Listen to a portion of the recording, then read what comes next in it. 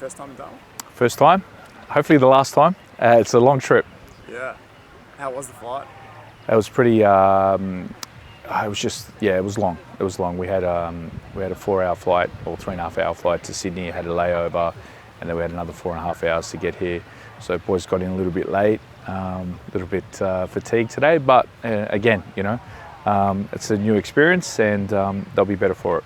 From a football perspective, how do you manage that? Is there stretching? Is there how do you keep the boys right on those long flights? Yeah, so I think there's our S&C or strength and conditioning coach, monitors movement of the players. They get up regularly. They're usually pretty self-directed with that.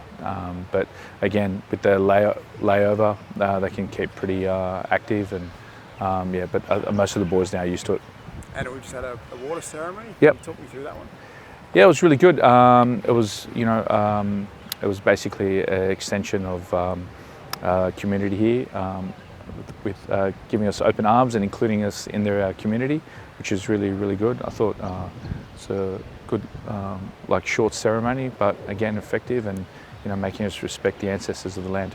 Football, you've been involved in football a long time. It takes Yep. you to many different places and different cultures. Mm-hmm. What's it like, engaging with community and that sort of thing, and how important is that to you? Yeah, it's really, it's very important for myself, for my own personal development.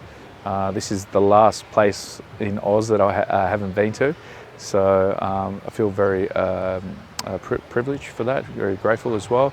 Get to see all of Australia, but in terms of football landscape, and just it's good to get a buzz. I know Darwin doesn't really get a lot of showpiece events or have regular sporting events for a local team, so any sort of engagement and for us to bring some sort of entertainment is great for us. I come from Melbourne. I was saying Yep. before, it's pretty cold. Wellington probably colder. Very warm up here. How's the change been? Oh, it's been great. I'm from Sydney myself, so it's nice to have some stillness. Wellington and Melbourne share the same wind, so no, it's been great. I love the weather here. I can't believe this is where autumn, getting close to winter. This would be like a heat wave in Wellington in summer. So no, but it's a great place. Beautiful here. The water looks like they've got a lot of new developments, and really nice. Moving on to the football. Yep. How do you preview the game against Brisbane? Well, I think probably the talking point more will be the new coach for Brisbane. Michael has just come in, just taken over. So you'll be able to see, the way he's going to have them set up for next season. We're just going to go into the game trying to play our best football ourselves. We've had a disappointing last couple of weeks of the season, but we're going to try and end in a positive and just take what we can get from this leading into next season. How is the squad looking? Yeah, so we've had a couple of injuries before the game, so I've had to rest a couple of players. Tim Payne still out, and then